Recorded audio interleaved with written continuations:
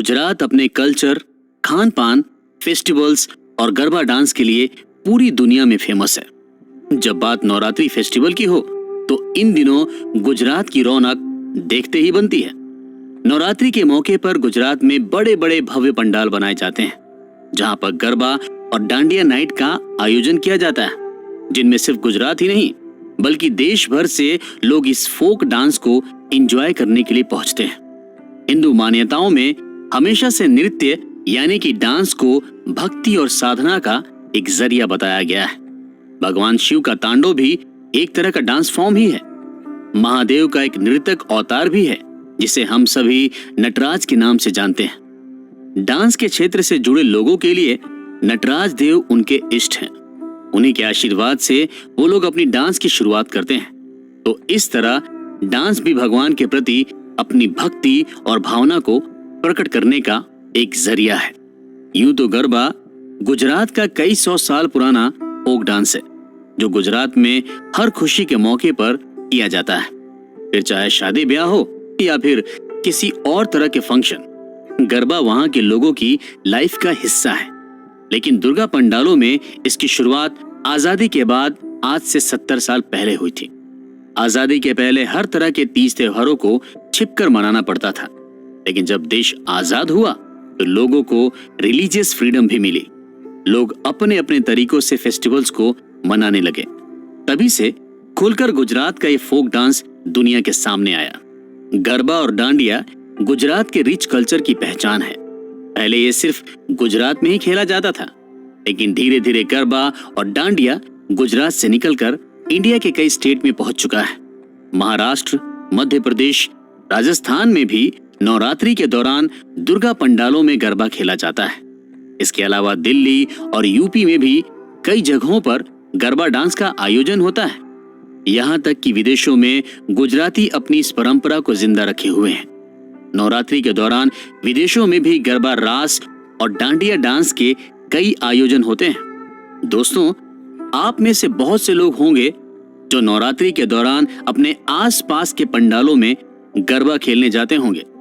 लेकिन क्या आप जानते हैं कि आखिर क्यों नवरात्रि के दौरान गरबा और डांडिया खेला जाता है? तो चलिए हम आपको इसके पीछे की वजह बताते हैं। गुजरात का गरबा नवरात्रि का सबसे बड़ा अट्रैक्शन होता है। गुजरात के हर छोटे बड़े कस्बे, गांव और शहर में गरबा खेला जाता है। यहाँ की नवरात्रि बिना गरबा के अधूरी मानी जाती है। लोग साल भर नवरात्रि का बेसब्री से इंतजार करते हैं। यहाँ नवरात्रि की तैयारी 1 महीने पहले ही शुरू हो जाती है। नवरात्रि के दौरान गरबा और डांडिया रास का ट्रेडिशन यहाँ की प्रॉस्पेरिटी का सिंबल भी माना जाता है। आज के इस दौर में गरबा और डांडिया का स्वरूप बहुत बड़ा हो गया है, जिसके पीछे कई धार्मिक मान्यताएं जुड़ी हुई हैं। कहा जाता है कि जब माँ दुर्गा ने महिषासुर जैसे खतरनाक राक्षस से 9 दिनों तक लड़ाई लड़ी थी और माँ आदि शक्ति ने महिषासुर का वध किया, तब चारों तरफ खुशी का माहौल था। लोग खुशी में झूम रहे थे और नाच गा रहे थे। गरबा और डांडिया रास के जरिए माँ दुर्गा के भक्त उनकी उसी जीत का जश्न मनाते हैं। गरबा डांस जहां माँ दुर्गा की जीत की खुशी में किया जाता है, तो वहीं डांडिया डांस माँ दुर्गा और महिषासुर की 9 दिनों की लड़ाई को रिप्रेजेंट करता है। गरबा डांस माँ दुर्गा के प्रति अपनी श्रद्धा प्रकट करने का एक जरिया है। ट्रेडिशनली गरबा डांस में मिट्टी के एक छोटे से घड़े को बीच में रखा जाता है, जिसमें बहुत सारे छेद होते हैं। इस मटके में चांदी के सिक्के पर माँ दुर्गा के लिए दीपक जलाया जाता है। मटके में बने हुए छेद के जरिए दिए की रोशनी आसपास फैलती है। गुजराती में इस घड़े को गरबो कहा जाता है और इसके अंदर रखे दीपक को गर्भदीप कहा जाता है। यहाँ पर मिट्टी के इस घड़े को गर्भ के रूप में सिंबोलाइज किया गया है, तो वहीं दीपक को फीटस के रूप में माना गया है। इसी घड़े के चारों तरफ सर्कल बनाकर लोग गरबा डांस करते हैं। कहा जाता है कि इस गरबों के आसपास बनाया गया यह सर्कल हमारी लाइफ सर्कल को रिप्रेजेंट करता है। गरबा डांस करते समय लोग अपने हाथों से ताली बजाते हैं, तो वहीं डांडिया डांस में लोगों के हाथों में 2 छोटे छोटे डंडे होते हैं, जिसे खेलने के लिए कम से कम 2 लोग जरूर होने चाहिए। दुर्गा पंडालों में कई लोग सर्कल बनाकर और जोड़े में डांडिया डांस करते हैं। लेकिन इसके भी नियम होते हैं। गरबा हमेशा माँ दुर्गा की पूजा से पहले खेला जाता है, जबकि डांडिया पूजा और आरती के बाद खेला जाता है। गरबा डांस जहाँ स्पिरिचुअल और रिलीजियस तौर पर बहुत ज्यादा इंपॉर्टेंस रखता है, वहीं ये हमारे यंगस्टर को भी अपने कल्चर से जोड़कर रखे हुए है, क्योंकि आजकल ये यंगस्टर अपने कल्चर और ट्रेडिशन से दूर होते जा रहे हैं। ऐसे में नवरात्रि के दौरान किया जाने वाला गरबा डांस उन्हें जोड़कर रखने का सबसे अच्छा जरिया है। नवरात्रि के 9 दिनों तक यहाँ गरबा डांस और डांडिया का आयोजन होता है, जिसमें लोग बढ़ चढ़कर हिस्सा लेते हैं। गुजरात में नेशनल लेवल पर गरबा डांस कंपटीशन भी रखा जाता है, जिसमें देश भर की टीमें हिस्सा लेती हैं। गुजरात में कई गरबा डांस ग्रुप्स तो ऐसे हैं जिनका नाम Guinness book of world record में दर्ज है। अहमदाबाद, सूरत और बड़ोदरा में होने वाले गरबा और डांडिया डांस की तो रौनक ही कुछ और होती है। कलरफुल ट्रेडिशनल आउटफिट्स में यंगस्टर के ग्रुप्स पंडालों में पहुंचते हैं, जिसमें लड़कियां लहंगा चोली और लड़के केडिया और सिर पर पगड़ी पहनते हैं। सिर्फ यंगस्टर ही नहीं, बल्कि हर एज ग्रुप के लोग माँ दुर्गा के पंडालों में गरबा रास के लिए जाते हैं। लोग सुध बुध होकर नाचने लगते हैं। ये एक ऐसा कलरफुल फेस्टिवल होता है जिसमें लोग गजब की पॉजिटिव एनर्जी से भरे होते हैं। गरबा की पॉपुलैरिटी और इसके पुराने ट्रेडिशन को देखते हुए गरबा डांस को यूनेस्को की इंटेंजिबल कल्चरल हेरिटेज की लिस्ट में भी नॉमिनेट किया गया है। जल्द ही इसे यूनेस्को की लिस्ट में जगह मिल जाएगी। राजस्थान के कालबेलिया फोक डांस, छऊ नृत्य और केरला के नृत्य नाटक को भी यूनेस्को की इंटेंजिबल कल्चरल हेरिटेज की लिस्ट में शामिल किया गया है। कोलकाता की दुर्गा पूजा भारत के साथ साथ पूरी दुनिया में अनोखी है। दिसंबर 2021 में कोलकाता की दुर्गा पूजा को यूनेस्को की इंटेंजिबल कल्चरल हेरिटेज की लिस्ट में शामिल किया गया था। इस लिस्ट में ऐसे ट्रेडिशन और कल्चरल को शामिल किया जाता है जो सदियों से वहां के लोगों की लाइफस्टाइल को प्रभावित करता आ रहा हो, साथ ही उसकी प्राचीन मान्यताएं भी हो। भारत का रिच हेरिटेज, यहाँ का कल्चर और ट्रेडिशन ही यहाँ की पहचान है, जिसकी वजह से ही भारत दुनिया भर में अलग मुकाम रखता है। पश्चिम बंगाल के कोलकाता में नवरात्रि के दौरान होने वाली दुर्गा पूजा भी भारत के कल्चर और यहाँ के ट्रेडिशन की एक पहचान है। नवरात्रि एक ऐसा त्योहार है जो देश के कोने कोने में धूमधाम के साथ सेलिब्रेट किया जाता है और हर जगह पर इसे सेलिब्रेट करने के अलग अलग तरीके होते हैं। जिस तरह से हमारे पिछले एपिसोड में हमने आपको बताया था कि गुजरात में किस तरह से गरबा और डांडिया डांस के जरिए माँ दुर्गा के 9 दिनों को सेलिब्रेट किया जाता है, उसी तरह से अब हम आपको कोलकाता की भव्य दुर्गा पूजा के बारे में बताएंगे। कोलकाता में दुर्गा पूजा की भव्यता का अंदाजा आप इसी बात से लगा सकते हैं कि यूनेस्को की वर्ल्ड हेरिटेज की लिस्ट में कोलकाता की दुर्गा पूजा को शामिल किया गया है। एक ऐसी सांस्कृतिक विरासत है जो पिछले कई 100 सालों से चली आ रही है। कोलकाता में दुर्गा पूजा के सेलिब्रेशन का तरीका भव्य और बिल्कुल अनोखा है। यहाँ की दुर्गा पूजा को देखने के लिए सिर्फ देश ही नहीं बल्कि विदेशों से भी लोग आते हैं। यहाँ पर माँ दुर्गा के आने की खुशी में आसमान छूते ऊंचे ऊंचे पंडाल बनाए जाते हैं। दुर्गा पूजा के कई महीनों पहले ही इन पंडालों को बनाने की तैयारी शुरू हो जाती है। कारीगर दिन रात की मेहनत के बाद इन सुंदर और बड़े बड़े पंडालों को तैयार करते हैं। हर साल वहाँ के पंडाल किसी न किसी थीम पर बनाए जाते हैं। कोलकाता में बनाए जाने वाले कई पंडाल तो ऐसे होते हैं जिनकी लागत करोड़ों रुपए की होती है। यहाँ पर आपको 20-20 करोड़ में बने पंडाल भी देखने को मिल जाएंगे, जिन्हें सिर्फ 9 दिनों के लिए बनाया जाता है। ये पंडाल इतने भव्य होते हैं कि इनके अंदर ऐसा लगता है मानो आप किसी राजमहल में आ गए हों। ये इतने बड़े बड़े होते हैं कि हजारों लोग इनमें आसानी से माँ दुर्गा के दर्शन करते हैं। इन ऊंचे ऊंचे और विशाल पंडालों में माँ दुर्गा की बड़ी बड़ी और ऊंची ऊंची मूर्तियां स्थापित की जाती है। इन मूर्तियों को बनाने के लिए पवित्र गंगा नदी की मिट्टी का इस्तेमाल किया जाता है। पश्चिम बंगाल में मूर्ति बनाने के लिए इस मिट्टी में त्वायफ के घर की मिट्टी मिलाने की भी परंपरा है। इस मिट्टी के मिले बिना माँ दुर्गा की मूर्ति अधूरी मानी जाती है। कोलकाता में कई परिवार ऐसे हैं जो सदियों से मां दुर्गा की मूर्ति को बनाने का काम करते आ रहे हैं। नवरात्रि के दौरान कोलकाता के अलग अलग पंडालों में एक से बढ़कर एक मूर्तियों की स्थापना की जाती है। इन मूर्तियों के जरिए असुरों के साथ मां दुर्गा की लड़ाई को दिखाया जाता है। कोलकाता के पंडालों में कहीं उन्हें राक्षस महिषासुर को मारते हुए दिखाया जाता है, तो कहीं मां दुर्गा को मां काली के रूप में रिप्रेजेंट किया जाता है। कोलकाता में ज्यादा मां दुर्गा के उग्र रूप यानी कि गुस्से वाले रूप को दिखाया जाता है। शायद इसकी एक वजह यह भी हो सकती है कि कोलकाता में ही मां काली का प्रसिद्ध दक्षिणेश्वर मंदिर है। नवरात्रि के दिनों में मां काली के इस मंदिर में देश भर से श्रद्धालुओं की भीड़ उमड़ती है। ये जगह मां सती के 51 शक्तिपीठों में से एक है। यहाँ पर मां सती के बाएं पैर यानी कि उल्टे पैर का अंगूठा गिरा था। तो वहीं कोलकाता में ही काली पीठ मंदिर भी है, जिसे कालिका शक्तिपीठ कहा जाता है।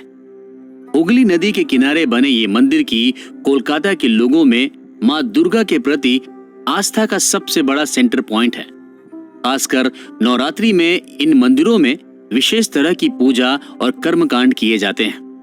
कोलकाता में दुर्गा पूजा के बाद दशहरे के दिन खेला जाने वाला सिंदूर खेला वहां के कल्चर और ट्रेडिशन की एक पहचान है। बंगाली औरतें मां दुर्गा को विदाई देने के लिए सिंदूर खेला खेलती हैं, जिसमें सबसे पहले मां दुर्गा को लाल रंग का सिंदूर लगाया जाता है।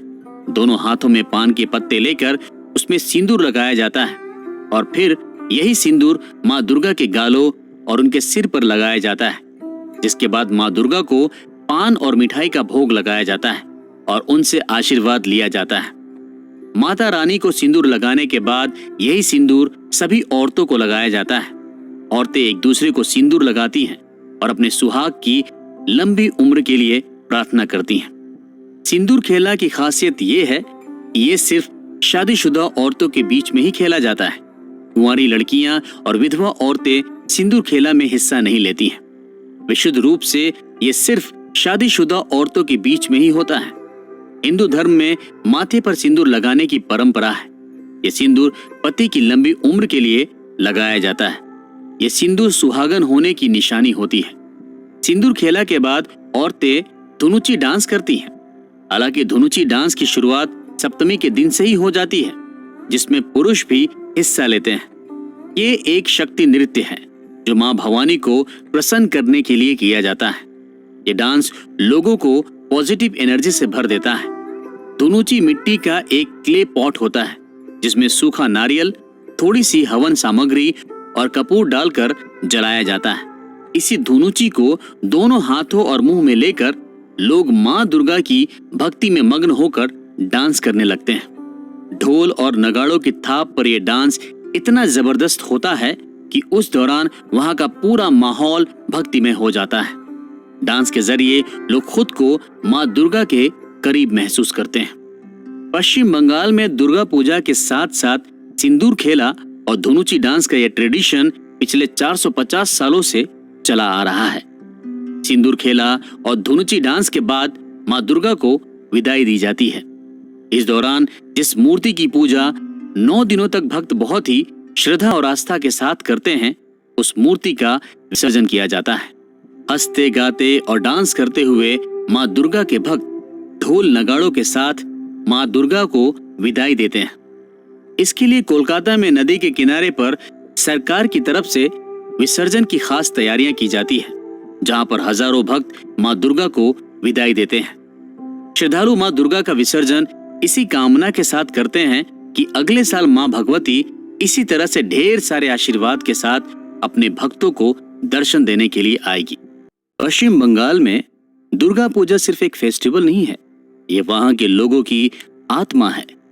यहाँ पर दुर्गा पूजा की भव्यता का आलम यह है, इस पूजा पर 32,377 करोड़ रुपए का खर्च आता है। अकेले कोलकाता में हर साल 4,500 पंडाल लगाए जाते हैं, जहां लाखों लोगों को एम्प्लॉयमेंट मिलता है। माना तो ये भी जा रहा है कि 2030 तक कोलकाता में दुर्गा पूजा का बजट कुंभ मेले के बराबर हो सकता है, यानी कि ये बजट 1 लाख करोड़ रुपए तक पहुंच सकता है। आप सोचिए कि पश्चिम बंगाल की दुर्गा पूजा कितने भव्य तरीके से मनाई जाती होगी। यहाँ की दुर्गा पूजा में शामिल होना हर भक्त का सपना होता है। नवरात्रि के दौरान पूरा बंगाल अलग ही रंग में नजर आता है। चारों तरफ मां भवानी के जयकारे गूंजते हैं। नवरात्रि के दौरान कहीं निकल जाइए, वहीं बड़े बड़े और विशाल पंडाल नजर आएंगे, जिनमें मां दुर्गा की भव्य मूर्तियां स्थापित की जाती हैं, जिनका सोने और चांदी के गहनों से भव्य श्रृंगार किया जाता है। मां दुर्गा को रेशमी वस्त्र पहनाए जाते हैं। यहाँ न सिर्फ मां दुर्गा बल्कि गणेश जी, कार्तिकेय और शिव जी की मूर्तियां भी स्थापित की जाती है। सुबह और शाम के समय मां दुर्गा की विशाल आरती की जाती है। इन बड़े बड़े पंडालों में शाम की आरती बहुत ही शानदार तरीके से की जाती है। ढोल, नगाड़े, घंटी और शंख के नाद के साथ मां की आरती होती है। पंडालों में मां दुर्गा के दर्शन के लिए हजारों लोग घंटों लाइन में खड़े रहते हैं। देश और दुनिया भर से लाखों भक्त यहाँ पर मां दुर्गा के दर्शन करते हैं। आज कोलकाता की दुर्गा पूजा वर्ल्ड लेवल पर अपनी एक अलग खास पहचान बना चुकी है। लेकिन दोस्तों, क्या आप जानते हैं कि पश्चिम बंगाल में नवरात्रि के सेलिब्रेशन की शुरुआत कब से हुई थी? तो चलिए इसके बारे में हम आपको बताते हैं। भारत के शास्त्रों और पुराणों में दुर्गा पूजा का डिस्क्रिप्शन मिलता है और सदियों से लोग मां दुर्गा की पूजा अर्चना करते आ रहे हैं। उन्हें शक्ति की देवी माना जाता है, जो लोगों में पॉजिटिव एनर्जी का इन्फ्यूजन करती है। प्राचीन काल से ही लोग अपने घरों में ही मां दुर्गा की पूजा आराधना करते आ रहे हैं। लेकिन पहली बार 9th सेंचुरी में बंगाल के रघुनंदन भट्टाचार्य नाम के एक शख्स ने सामूहिक दुर्गा पूजा की शुरुआत की थी, जिसमें कम्युनिटी के लोग जुड़े और सामूहिक तौर पर इसे एक फेस्टिवल के रूप में मनाया गया। उसके बाद 1576 में पश्चिम बंगाल की ताहिरपुर के एक जमींदार कंस नारायण ने बहुत ही बड़े लेवल पर दुर्गा पूजा का आयोजन किया था। हालांकि ये सेलिब्रेशन पारिवारिक था, लेकिन फिर भी इसमें आसपास के कई लोगों ने हिस्सा लिया था।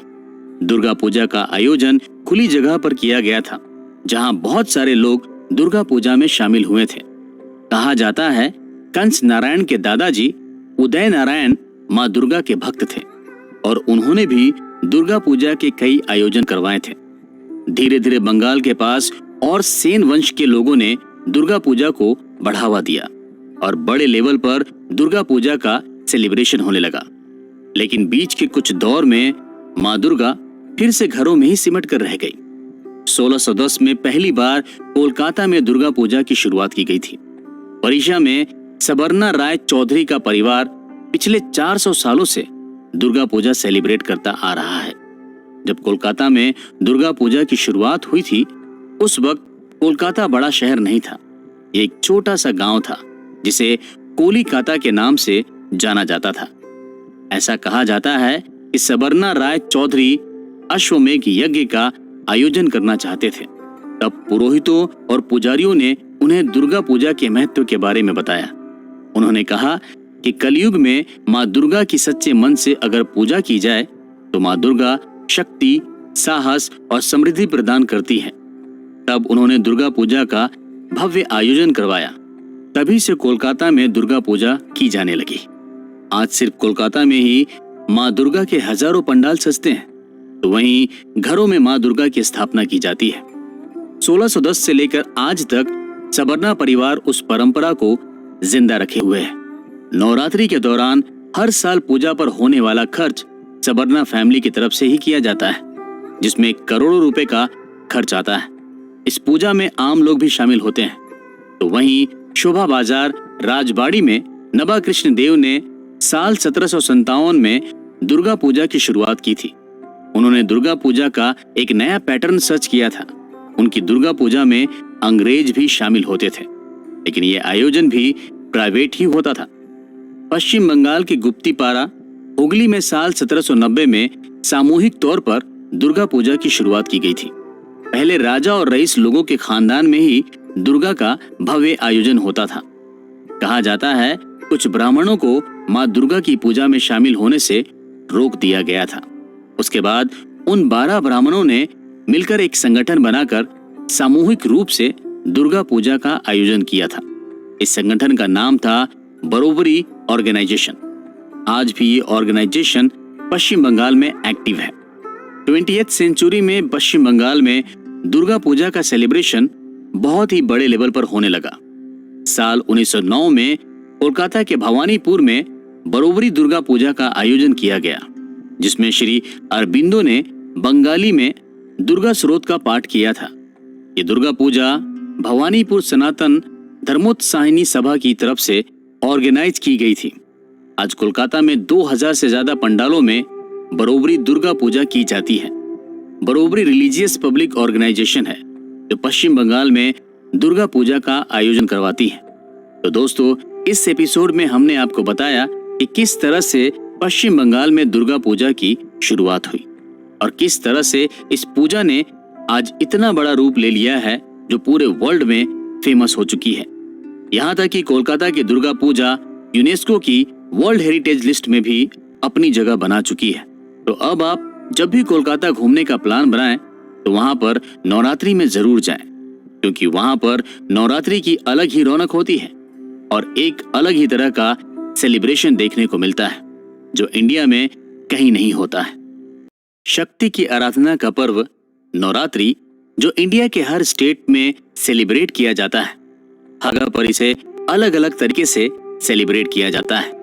माँ दुर्गा हिंदुओं की सबसे पूजनीय देवी है, इसीलिए कोई भी एरिया उनकी भक्ति से अछूता नहीं है। गुजरात और कोलकाता के रंग में तो आप सराबोर हो गए हैं। अब हम आपको इंडिया के अलग अलग स्टेट के बारे में बताते हैं कि वहां पर किस तरह से नवरात्रि को सेलिब्रेट किया जाता है।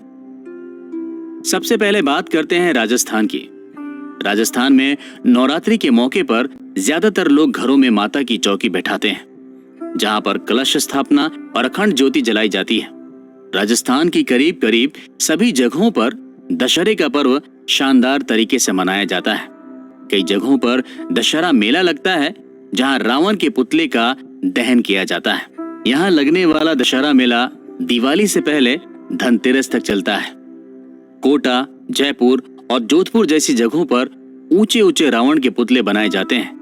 जयपुर में हर साल 72 फीट से भी ऊंचा रावण बनाया जाता है, जिसका दहन दशहरे के दिन किया जाता है। चलिए अब बात करते हैं उत्तर प्रदेश और बिहार की। उत्तर प्रदेश और बिहार में भी नवरात्रि बहुत ही धूमधाम के साथ मनाई जाती है। यहाँ पर नवरात्रि के 9 दिनों में रामलीला का मंचन किया जाता है। रावण द्वारा सीता के अपहरण से लेकर रावण वध तक पूरी रामलीला को ड्रामेटिक वे में प्रेजेंट किया जाता है।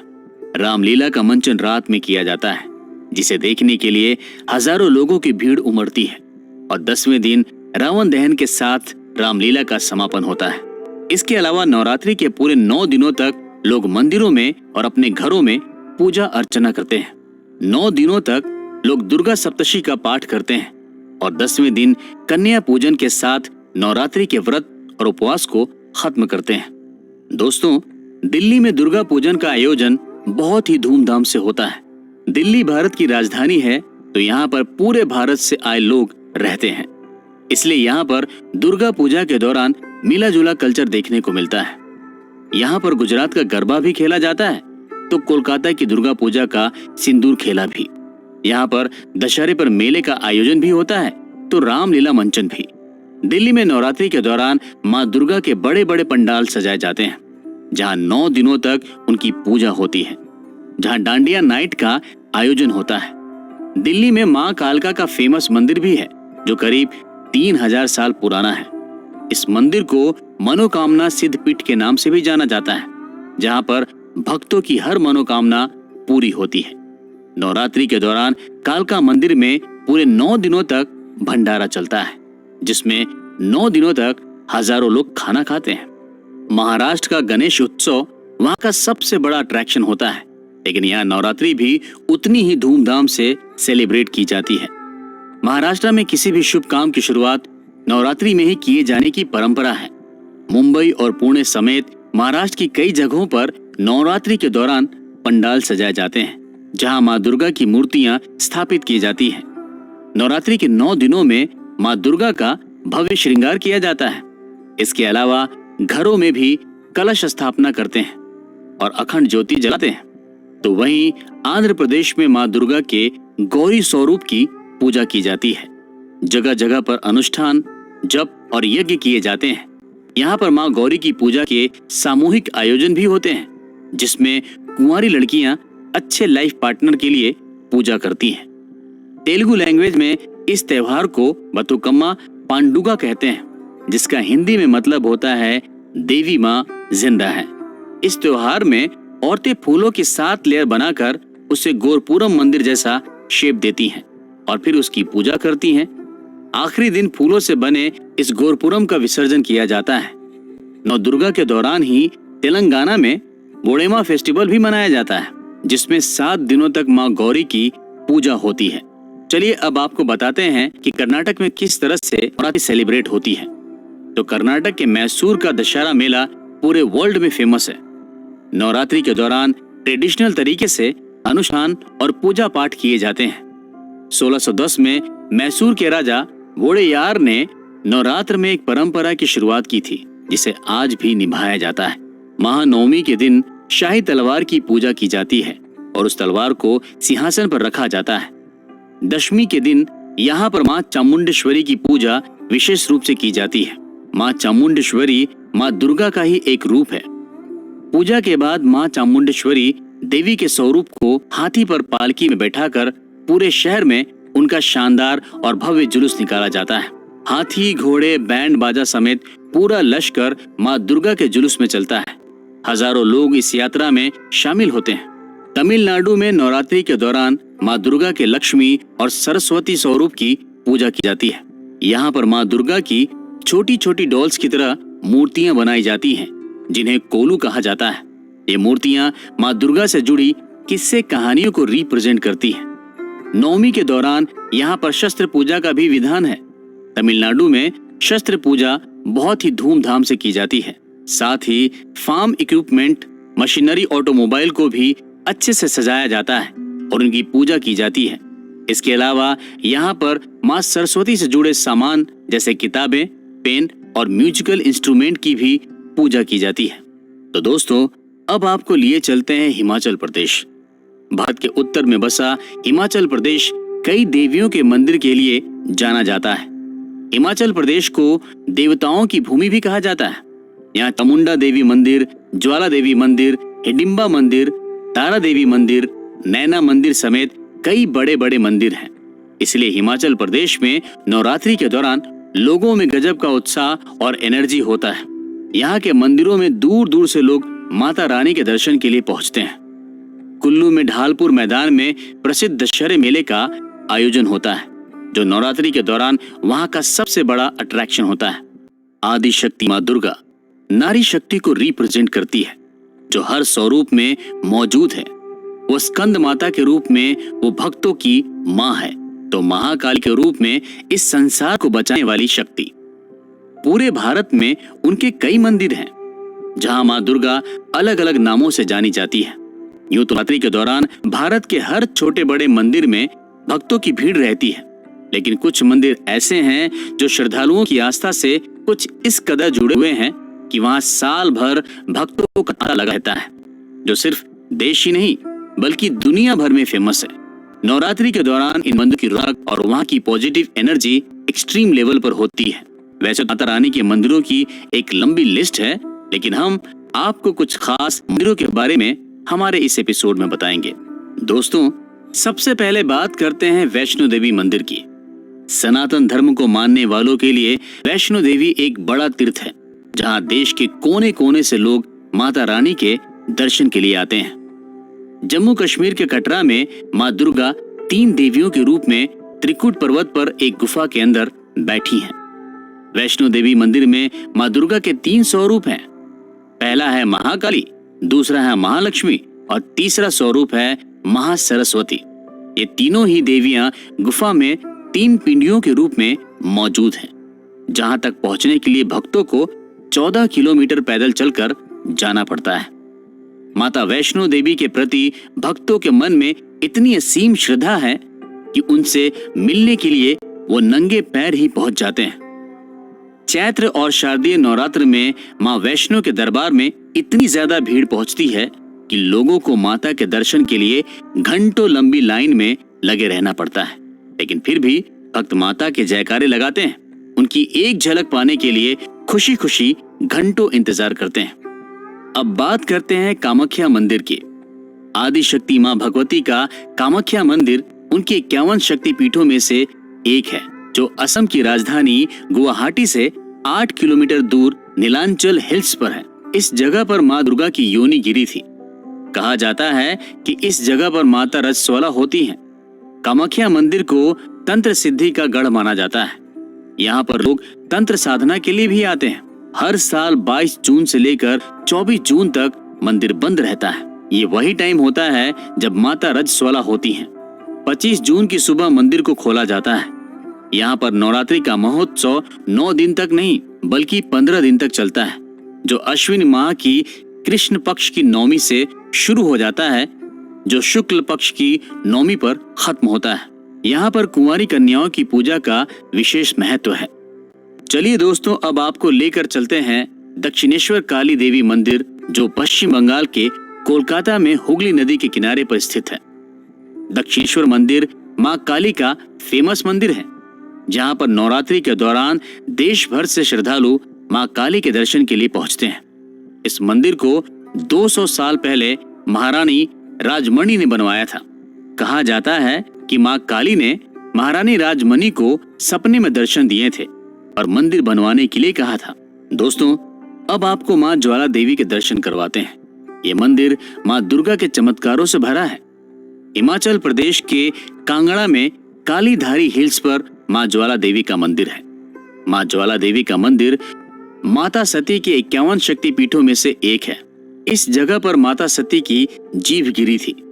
मां ज्वाला देवी के मंदिर में 9 ज्वालाएं हैं, जो सदियों से नेचुरल तरीके से जल रही हैं। साइंस भी अभी तक इस बात का पता नहीं लगा पाए हैं कि आखिर वहां पर ये ज्योति कैसे जल रही है। इसे माता रानी का एक बहुत ही बड़ा चमत्कार माना जाता है। नवरात्रि में ज्वाला देवी मंदिर को भव्य तरीके से सजाया जाता है। इस दौरान यहाँ यज्ञ और हवन का आयोजन होता है। दोस्तों, अब आपको लिए चलते हैं मां पीताम्बरा सिद्धपीठ के दर्शन के लिए। मध्य प्रदेश के दतिया जिले में मां पीताम्बरा का मंदिर है, जिसे मां दुर्गा का सिद्धपीठ भी कहा जाता है।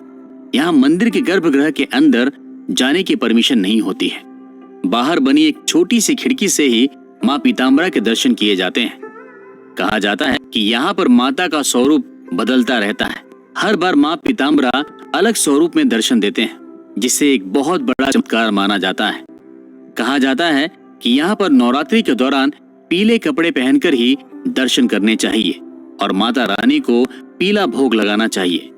वहीं माता रानी को पीले वस्त्र चढ़ाए जाने चाहिए। ऐसा करने से मनचाही मुरादें पूरी होती है। दोस्तों, अब आपको लिए चलते हैं राजस्थान के करणी माता मंदिर, जो बीकानेर से करीब 30 किलोमीटर की दूरी पर है। दुनिया भर में ये मंदिर चूहों वाला मंदिर के नाम से भी फेमस है।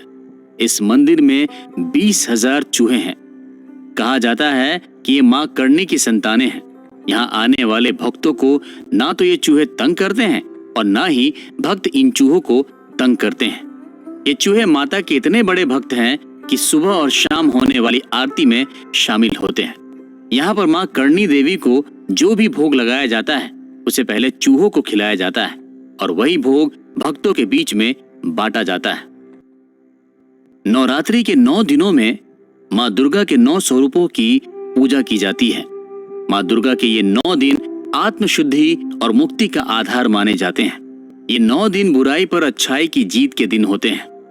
नवरात्रि में उपासना और पूजा करने से घर की निगेटिविटी दूर होती है और पॉजिटिव एनर्जी का आगमन होता है। नवरात्रि के पहले कलश की स्थापना की जाती है। ये कलश तांबे या फिर मिट्टी का होता है। उसके ऊपर नारियल रखा जाता है। नारियल और कलश पर मौली बांधी जाती है। मौली एक रेड कलर का धागा होता है, जिसे पूजा पाठ में इस्तेमाल किया जाता है। नारियल के आसपास आम के पत्ते लगाए जाते हैं और कलश पर स्वास्तिक का चिन्ह बनाया जाता है। स्वास्तिक हिंदू धर्म में बहुत ही पवित्र चिन्ह माना जाता है, जिसका इस्तेमाल हर पूजा पाठ में होता है। 9 दिनों तक माता रानी के सामने अखंड दीपक जलाया जाता है। इस जलाने से पहले इसकी पूजा की जाती है। घर में कलश स्थापना और अखंड ज्योति जलाने के बाद कभी भी घर को खाली नहीं छोड़ा जाता है।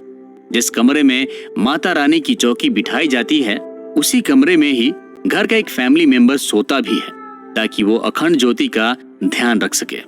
जिस दिन कलश स्थापना की जाती है, उसी दिन मिट्टी के एक पॉट में ज्वार भी उगाए जाते हैं। इन्हें भी कलश और अखंड ज्योति के साथ माता की चौकी पर रखा जाता है।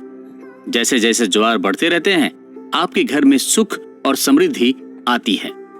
मान्यता है कि ज्वार बोए बिना माँ दुर्गा की पूजा अधूरी मानी जाती है। जौ एक प्रकार का अन्न है और अन्न ब्राह्मण के समान होता है। शास्त्रों में भी कहा गया है कि अन्न का हमेशा सम्मान करना चाहिए। हिंदू धर्म में माता अन्नपूर्णा को अन्न की देवी माना गया है और अन्न का अपमान भगवान का अपमान होता है। अन्न देवता के सम्मान में ही नवरात्रि में ज्वार बोए जाते हैं। जब हवन और यज्ञ किया जाता है तो उसमें डलने वाली हवन सामग्री में भी जौ होता है। जौ का इस्तेमाल पूजा में बहुत ही पवित्र माना गया है।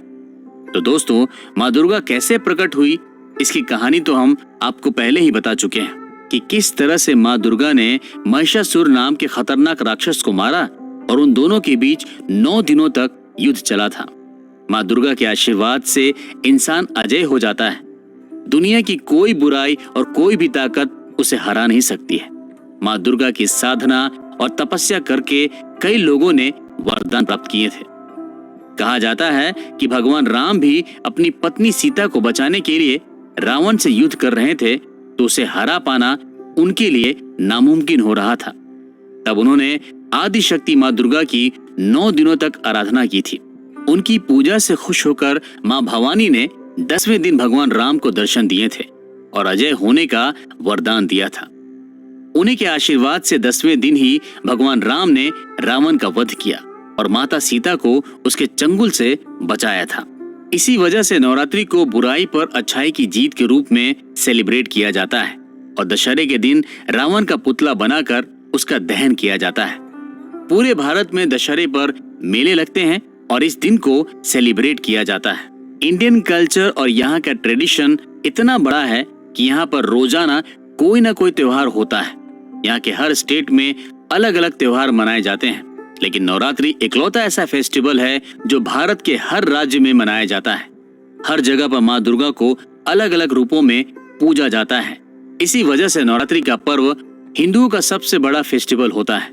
9 दिनों तक भक्त सच्ची श्रद्धा और आस्था के साथ माँ दुर्गा की पूजा और भक्ति करते हैं। इस दौरान जप, साधना और उपासना की जाती है, तो वहीं जमकर सेलिब्रेशन भी होता है। नवदुर्गा के आखिरी दिन यज्ञ और हवन होता है और 10वें दिन कन्या भोजन कराने के बाद भक्त 9 दिनों के व्रत को भी खोलते हैं। हालांकि कन्या भोजन अष्टमी से ही शुरू हो जाता है, लेकिन व्रत और उपवास 9 दिन पूरे होने के बाद ही खोला जाता है। नारद पुराण के अनुसार हवन और कन्या पूजन के बिना नवरात्र की पूजा अधूरी मानी जाती है। 9 दिनों के पूजन के बाद 10वें दिन उन्हें विदाई दी जाती है, इसी आशा के साथ कि अगले साल फिर माँ दुर्गा अपने ढेर सारे आशीर्वाद के साथ उनके घरों में आएगी।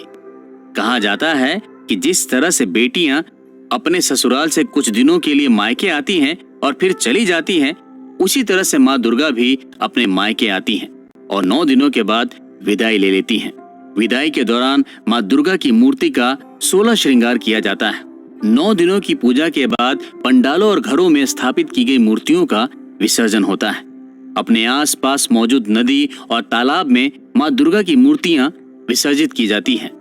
नवरात्र के दिनों में जो भी भक्त सच्चे मन से माँ दुर्गा के 9 रूपों की पूजा करता है, आदिशक्ति माँ दुर्गा उसकी सारी मनचाही मुरादें पूरी करती है और अपने भक्तों पर आशीर्वाद बनाए रखती है। तो ये थी नवरात्रि पर हमारी खास पेशकश, जिसमें हमने आपको माँ दुर्गा के प्रकट होने से लेकर नवरात्रि के ओरिजिन की कहानी सुनाई। साथ ही हमने आपको बताया कि नवरात्रि का क्या सिग्निफिकेंस है और वहीं किस तरह से नवरात्रि के फेस्टिवल्स को सेलिब्रेट किए जाने के पीछे कई साइंटिफिक रीजन भी हैं। इसका भी हमने खुलासा किया। हमें उम्मीद है कि ये सीरीज आपको जरूर पसंद आई होगी। आपको ये सीरीज कैसी लगी, हमें कमेंट बॉक्स में कमेंट करके जरूर बताइए।